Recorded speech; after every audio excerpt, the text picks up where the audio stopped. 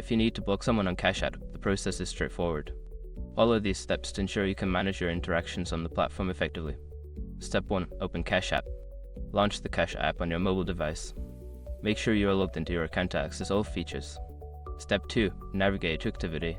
Tap on the Activity tab located at the bottom of the screen. This section shows your transaction history and interactions with other users. Step 3. Find the user. Scroll through your activity list to locate the user you wish to block. You can also use the search function if available to find them more quickly. Step 4. Select the user. Once you find the user, tap on their name or profile. This will open the profile page where you can see more details about your interactions. Step 5. Block the user. Look for the option to block the user, usually found at the bottom of their profile page. Tap on Block and confirm your choice to prevent any future interactions. By following these steps, you can easily block someone on Cash App and maintain your privacy and security on the platform.